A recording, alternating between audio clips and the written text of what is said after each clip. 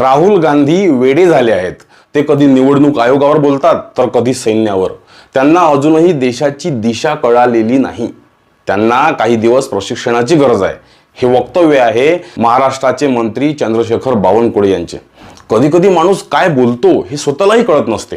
तसंच काहीसं बावनकुळे साहेबांचं झालेलं दिसते. आपण कोण, बोलतो कोणाबद्दल?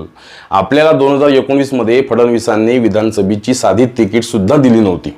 साहेब, आपण आज मंत्री आहात. सरकारविरुद्ध बोलणारा प्रत्येक माणूस हा चुकीचा नसतो. त्याच्या आरोपाचे खंडन तुम्ही लोकांना पटेल अशा भाषेत केले पाहिजे. लोक तुमचंही ऐकतील. एका जबाबदार मंत्रिपदी बसलेल्या माणसाला याचं तारतम्य नसावं यात खरं नवल आहे. तो राहुल गांधी आहे. तुम्ही म्हणतात त्याला देशाची दिशा कळली नाही. तो खानदानी राजकीय माणूस आहे. लोकसभेतील विरोधी पक्ष नेता आहे. लोकसभेतील विरोधी पक्ष नेता हा भावी पंतप्रधान असतो आणि विधानसभेतील मुख्यमंत्री.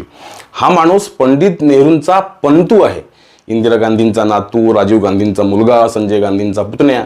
या खानदानाने आयुष्यभर राजकारण केलं. त्यातल्या काही जणांनी देशासाठी प्राण अर्पण केले अशी जनतेची भावना आहे.